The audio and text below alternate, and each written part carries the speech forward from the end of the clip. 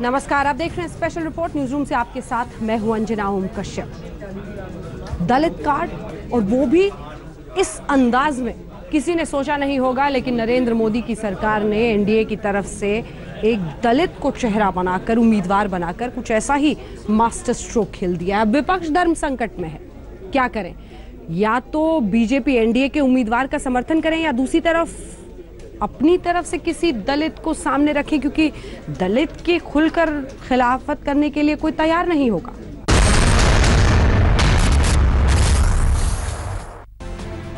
मोदी के गुरु लाल कृष्ण आडवाणी खारिज, मुरली मनोहर जोशी भी खारिज, सुषमा स्वराज और सुमित्रा महाजन भी नहीं। जितने नाम चर्चा में थे वो बस चर्चा में रह गए। देश के अगले राष्ट्रपति के लिए मोदी शाह की जोड़ी ने चौंकाने वाला नाम सामने रख दिया। बिहार के राज्यपाल रामनाथ कोविंद ने खुद भी नहीं सोचा होगा कि एनडीए की तरफ से उन्हें राष्ट्रपति पद का उम्मीदवार बनाया जा सकता है। लेकिन बीजेपी संसदीय बोर्ड की बैठक के बाद पार्टी अध्यक्ष अमित शाह ने रामनाथ कोविंद की उम्मीदवारी का ऐलान कर दिया। राष्ट्रपति पद के चुनाव में एनडीए के प्रत्याशी के रूप में आज श्री रामनाथ कोविंद, गवर्नर बिहार का नाम तय किया गया है। राष्ट्रपति पद के लिए रामनाथ कोविंद का नाम तमाम लोगों के लिए अब तक अनसुना, अकल्पनीय और अप्रत्याशित था, लेकिन इस नाम के साथ ही बीजेपी ने एक तीर से कई निशाने साध लिए। रामनाथ कोविंद दलित समुदाय से आते हैं। यही वजह है कि दलित समुदाय में अपनी पैठ बनाने और बनी हुई पैठ को स्थायी रखने के लिए ही बीजेपी ने ये मास्टर स्ट्रोक खेला है। आभारी हूँ प्रधानमंत्री जी का, एनडीए का, भारतीय जनता पार्टी का और विचार परिवार का, जिन सब लोगों ने मिलकर के मुझे एक छोटे से इस देश के छोटे से नागरिक को इतनी बड़ी जिम्मेदारी सौंपने का निर्णय लिया, मेरे में जो विश्वास व्यक्त किया। इस नाम के साथ टीम मोदी ने विपक्ष को भी धर्म संकट में डाल दिया है। जो भी कोविंद की दावेदारी के खिलाफ होगा, बीजेपी और उसके साथी उसे दलित विरोधी साबित करने में देर नहीं लगाएंगे। हम प्रधानमंत्री जी को बहुत बहुत धन्यवाद देना चाहते हैं कि प्रधानमंत्री जी ने जो ऐतिहासिक फैसला लिया है और जो समाज के दबे कुचले वर्ग के लोग हैं उनके प्रति जो उन्होंने विश्वास जगाने का काम। एनडीए के इस दलित कार्ड ने कई समीकरण बदल दिए। टीआरएस ने एनडीए के इस फैसले का स्वागत किया है। समाजवादी पार्टी और बिहार के मुख्यमंत्री नीतीश कुमार ने कोविंद की उम्मीदवारी पर खुशी जताई है। मेरे लिए व्यक्तिगत रूप से ये प्रसन्नता की बात है कि हमारे बिहार के राज्यपाल देश के राष्ट्रपति पद के उम्मीदवार घोषित। कांग्रेस और वामपंथी दलों ने भी रामनाथ कोविंद की उम्मीदवारी के ऐलान के बाद बहुत सधे हुए बयान दिए हैं। आज घोषणा अगर कर दी तो हमने कहा आपने घोषणा कर दी तो अब विपक्षी पार्टियां हम लोग सब मिलकर हम अपना निर्णय लेंगे। उत्तर प्रदेश के कानपुर के पास झिंझक के रहने वाले रामनाथ कोविंद के राष्ट्रपति पद की उम्मीदवारी की खबर जब कानपुर पहुंची तो उनके घर पर जश्न का माहौल हो गया। लोगों ने लड्डू के साथ खुशियां भी बांटी। रामनाथ कोविंद का अब राष्ट्रपति बनना करीब करीब तय है, क्योंकि लोकसभा में बीजेपी का प्रचंड बहुमत है तो देश के तमाम राज्यों में बीजेपी की सरकारें हैं। बीजेपी ने दलित कार्ड खेलकर विपक्षी दलों को धर्म संकट में डाल दिया है कि वो एनडीए के उम्मीदवार का समर्थन करें या फिर अपना कोई प्रत्याशी चुनाव में उतारें। आखिरी फैसला तो अब 22 जून को होने वाली विपक्ष की सर्वदलीय बैठक में ही लिया जाएगा। हिमांशु मिश्रा और अशोक सिंघल के साथ आज तक ब्यूरो। अब खबर उत्तर प्रदेश से, जहां पर योगी सरकार के लिए गोमती रिवर फ्रंट एक ड्रीम प्रोजेक्ट था, लेकिन अब योगी सरकार उसी की फाइल निकलवा रही है। सीबीआई जांच कराई जाएगी कि कैसे धीरे धीरे प्रोजेक्ट खत्म नहीं हो रहा था और जो उस पर खर्च होना था वो पैसा बढ़ता चला जा रहा था। 95% काम का दावा किया गया है, लेकिन हुआ है महज 60%।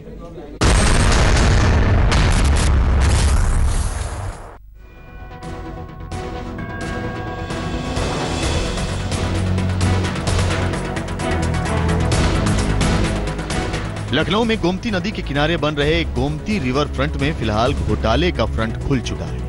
अखिलेश यादव सरकार के इस ड्रीम प्रोजेक्ट से जुड़े अफसरों में खलबली मच गई है। योगी सरकार ने इसके निर्माण में हुए घोटाले की सीबीआई जांच करवाने का फैसला कर लिया है। मुख्यमंत्री योगी आदित्यनाथ ने इस मामले की सीबीआई जांच की संस्तुति कर दी। मतलब जो फंड्स एलोकेटेड है वो 90% खर्च हो गए हैं और उसके बाद भी 50% रिवर फ्रंट नहीं बना है, तो साफ है कहीं ना कहीं पैसा वो जेब में गया है। अब उसकी कमेटी ने, एक जुडिशियल कमेटी थी, उसने दिया, रिपोर्ट दी, फिर सुरेश खन्ना जी ने, उसका कमेटी ने देखा है, उसके बाद अब आगे हम सीबीआई को दे रहे हैं। तो इसकी इन्वेस्टिगेशन होनी चाहिए, दूध का दूध पानी का पानी जरूर होना चाहिए। शपथ लेने के बाद से ही योगी सरकार की नजर गोमती रिवर फ्रंट प्रोजेक्ट पर लगी थी। योगी आदित्यनाथ ने खुद इसका निरीक्षण किया था और तमाम गड़बड़ियां पकड़ी थी। मुख्यमंत्री योगी आदित्यनाथ ने सबसे पहले गोमती रिवर फ्रंट में हुए घोटाले की जांच के लिए जस्टिस आलोक सिंह की अध्यक्षता में एक समिति बना दी थी। जांच कमेटी ने 15 दिन के भीतर ही सरकार को रिपोर्ट सौंप दी।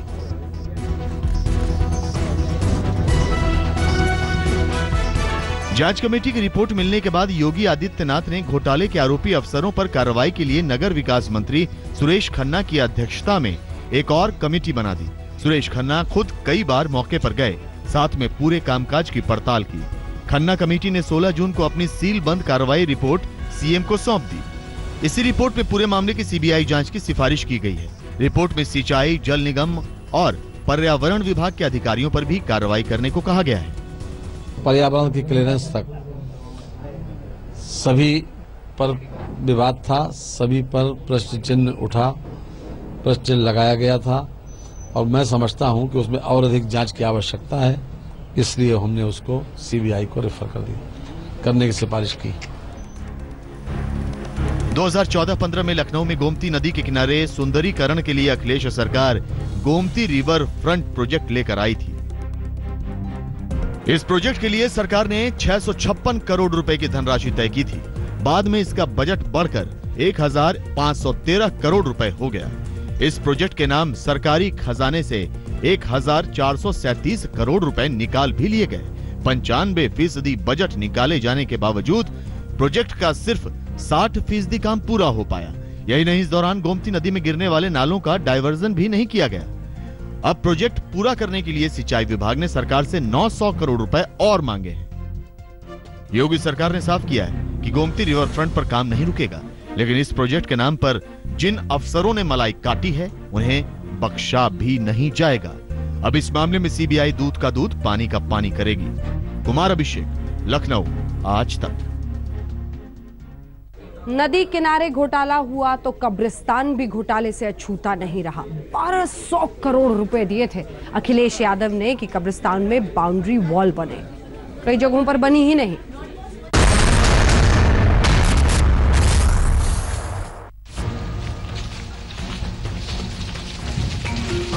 अल्पसंख्यक कल्याण राज्य मंत्री मोहसिन रजा लखनऊ में कब्रिस्तान के भ्रमण पर है। उनकी नजरें प्रदेश के सारे कब्रिस्तानों और उन पर हुए सरकारी खर्चों पर है। अखिलेश सरकार के कार्यकाल के 5 वर्षों में कब्रिस्तान की घेराबंदी के नाम पर 1200 करोड़ रुपए जारी किए गए, लेकिन काम ज्यादातर फाइलों में ही हुआ। अब अल्पसंख्यक कल्याण मंत्रालय ने इस घोटाले की विभागीय जांच के आदेश दे दिए हैं। जो कब्रिस्तान की बाउंड्रीज हुई हैं, उनमें गुणवत्ता क्या है? क्या वो जगहें कब्जा की गई हैं जो वाकई में कब्रिस्तान थी, या उसके आड़ में अवैध कब्जे भी कर लिए गए?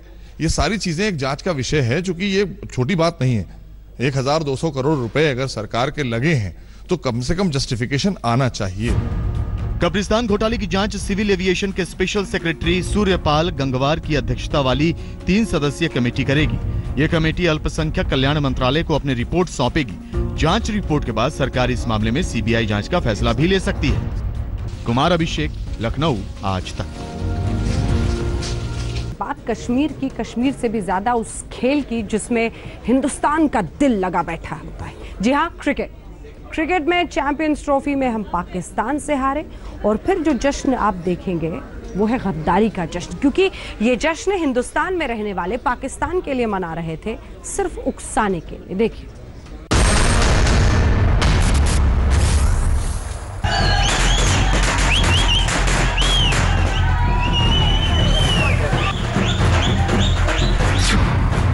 देश में फूटे गद्दारी के पटाखे।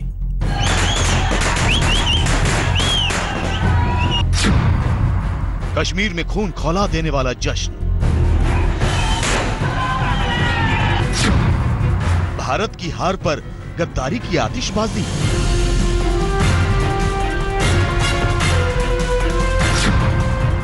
खाते हैं इंडिया का, नाचते हैं पाकिस्तान के लिए।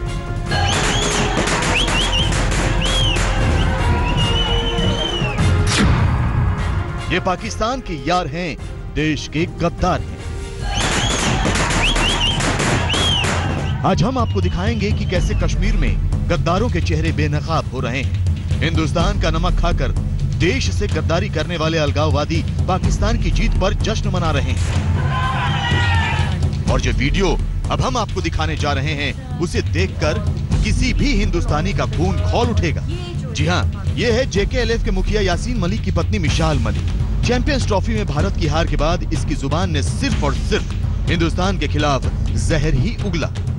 बहुत बहुत congratulations to the entire Pakistani cricket team, to the Pakistani nation, to all the Kashmiri people all over the world। और ये जो इस दफा का जो ट्रॉफी है, ये इसका जो रिवॉर्ड है और जो खुशी है, सबसे ज़्यादा मैं समझती हूँ वो कश्मीरी कौम को है, जो एक बुचर शॉप हिंदुस्तान ने खोली हुई है वहाँ पे कश्मीर के अंदर। वहाँ पे इस वक्त फायरवर्क्स और सेलिब्रेशंस हो रही हैं, और अल्लाह करे कि ऐसी ही सेलिब्रेशंस कश्मीर में हो और पाकिस्तान में हो और कश्मीर आज़ाद हो। और सबसे पहले मैं इस वक्त शुक्रिया अदा करना चाहूंगी मोहम्मद आमिर का, जिन्होंने एक सर्जिकल लिटरली स्ट्राइक की है ओवल में ब्रॉड डे लाइट के अंदर। यासीन मलिक की पत्नी के ये जहरीले बोल हम सुनाना तो नहीं चाहते, लेकिन सुनाना इसलिए जरूरी है ताकि कश्मीर में अलगाववादियों के घरों में कैसे गद्दारी ने पनाह ले रखी है वो सामने आ सके। और अब आपके सामने देश के एक और गद्दार का चेहरा बेनकाब करते हैं, जो रहते हिंदुस्तान की सरजमी पर हैं और गले पाकिस्तान को लगाते हैं। जी हाँ, ये है अलगाववादी नेता मीर वाइज उमर फारूक। हम आपको बता दें कि भारत की हार पर सबसे ज्यादा कोई उछला कूदा तो वो मीर वाइज उमर फारूक ही है। ये तस्वीर देखिए, कैसे भारत की हार पर ये छत पर चढ़कर जश्न मना रहा है। और तो और मीर वाइज ने जो ट्वीट किया वो भी भारतीयों का खून खौलाने के लिए काफी है।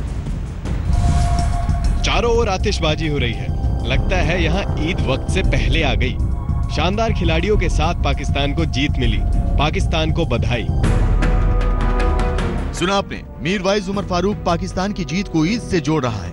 ऐसा लगता है कि अब की बार ईद की सेवैयां भी इसके घर पाकिस्तान से ही आएंगी। जब अलगाववादी इतना जहर उगलेंगे तो हिंदुस्तानियों का खून भला क्यों न खौलेगा। फिर क्रिकेटर गौतम गंभीर से भी रहा न गया और उन्होंने भी मीर वाइज के ट्वीट का जवाब अपने जबरदस्त अंदाज में दिया। मीर वाइज, एक सलाह है, बॉर्डर पार क्यों नहीं चले जाते? वहाँ अच्छे चाइनीज पटाखे मिलेंगे, वहाँ ईद का जश्न भी है, सामान बांधने में मैं मदद कर दूंगा। सिर्फ गौतम गंभीर ही नहीं, पाकिस्तानी मुल्क तारिक फतेह ने भी भारत में गद्दारी का जश्न मनाने वालों को सबक सिखाने की बात कही है। गधे पर बांधकर LOC पर ले जाना चाहिए और लात मारकर दूसरी तरफ फेंक देना चाहिए। इंडिया की हार पर हिंदुस्तानियों का दिल टूटा तो कश्मीरियों के जैसे चेहरे खिल उठे। जम्मू कश्मीर के श्रीनगर में लोगों ने न सिर्फ सड़कों पर गद्दारी की आतिशबाजी की, बल्कि CRPF कैंप के अंदर भी पटाखे फेंके। अलगाववादियों के दिल में क्या है, उसकी गूंज गद्दारी के पटाखों में जोर शोर से सुनाई पड़ रही है। अब बारी एक्शन की है, ऐसे गद्दारों को सबक सिखाने की है जो हिंदुस्तान की आबोहवा में सांस लेते हैं और पाकिस्तान की जीत के पटाखों से गद्दारी की गैस छोड़ते हैं। आज तक ब्यूरो। ऐसे शाम में महफिल सजी थी, हर कोई क्रिकेट देख रहा था। उम्मीदें बहुत थी कि हिंदुस्तान किसी भी तरीके से पाकिस्तान को हरा देगा और भारत जीत जाएगा। हुआ नहीं ऐसा। फिर क्या था, गुस्सा खूब निकला है इलाहाबाद से लेकर हरिद्वार तक।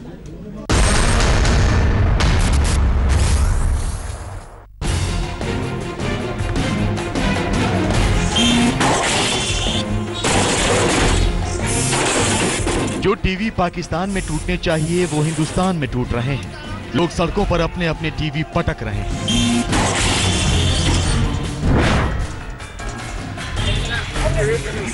तस्वीरें कानपुर की हैं। आप देख सकते हैं कि भारत की हार के गुस्से में टीवी फूट रहा है।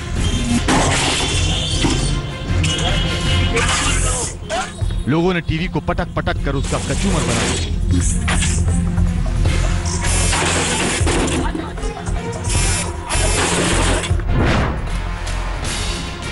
हरिद्वार में भी भारत की हार से बौखलाए फैंस टीवी लेकर सड़कों पर आ गए।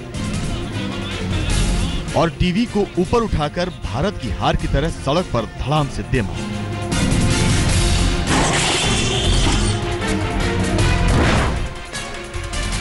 इलाहाबाद में गुस्साए क्रिकेट फैंस ने धोनी और विराट के पोस्टरों को बीच सड़क पर फूंका।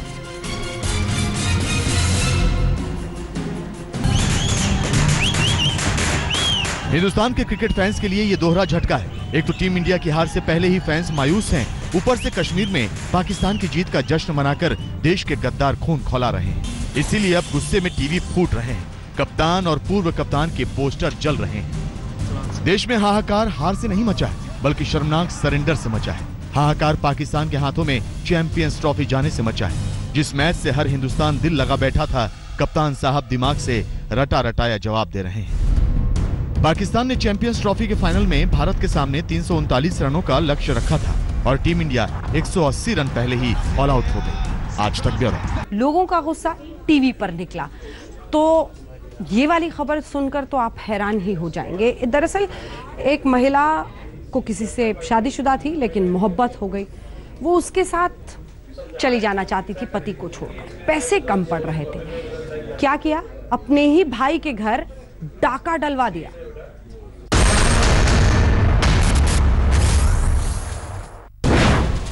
शादीशुदा महिला ने प्रेमी के साथ मिलकर रची साजिश। अपने ही भाई के घर दिन दहाड़े डलवा दिया डाका। वाकया राजधानी दिल्ली के शालीमार बाग इलाके का है। 16 जून की बात है। दिन के 3:30 बज रहे होंगे कि कुछ बदमाश एक घर में जबरदस्ती घुस आते हैं। घर में मौजूद परिवार के लोगों को बंधक बना लेते हैं, फिर घर का लॉकर, मोबाइल सब कुछ लूटकर फरार हो जाते हैं। लेकिन तीसरी आंख यानी कि सीसीटीवी में इनकी तस्वीरें कैद हो जाती हैं और 24 घंटे के अंदर पुलिस केस सॉल्व कर लेती है। लूट में इस्तेमाल बाइक, लॉकर, मोबाइल सारी चीजें बरामद कर ली जाती हैं। लेकिन जो खुलासा होता है वो बेहद चौंकाने वाला। अक्यूज का टेक्निकल सर्वेलेंस से उनका मोबाइल फोन का डेटा एनालिसिस किया तो ये देखा गया कि जो मेन अक्यूज मोहम्मद खान है वो विक्टिम की ननद आरती के साथ बहुत फ्रीक्वेंट टच में है। और उससे जब इस बारे में इंटेरोगेट किया गया तो उसने ये कबूला कि जो विक्टिम की ननद आरती है, जो कि शादीशुदा है, वो और अक्यूज मोहम्मद खान आपस में बहुत ही एक इंटीमेट रिलेशन में है पिछले कुछ महीनों से। आरती अग्रवाल अपने पति से नाखुश थी। 3 महीने पहले उसका पास के ही दुकानदार मोहम्मद खान से अफेयर हो गया। दोनों एक दूसरे के साथ रहना चाहते थे। यही नहीं, साथ मिलकर कोई बिजनेस शुरू करना चाहते थे। लेकिन पैसे तो थे नहीं, लिहाजा आरती ने अपने ही भाई के घर डाका डलवा दिया। रिश्तों को शर्मसार तो किया ही, अपनी अच्छी खासी जिंदगी को अपने ही हाथों दोजक बना लिया। अनुज मिश्रा, दिल्ली, आज तक। दिल्ली का नामी अस्पताल सफदरजंग अस्पताल बच्चे को मृत बताकर पॉलिथीन में पिता को थमा दिया था। पिता ने लेकिन देखा कि ये बच्चा तो जिंदा है, बच्चा सांसें ले रहा है। किसकी गलती, कौन कसूरवार? वो बच्चा जिंदगी की जंग लड़ रहा है।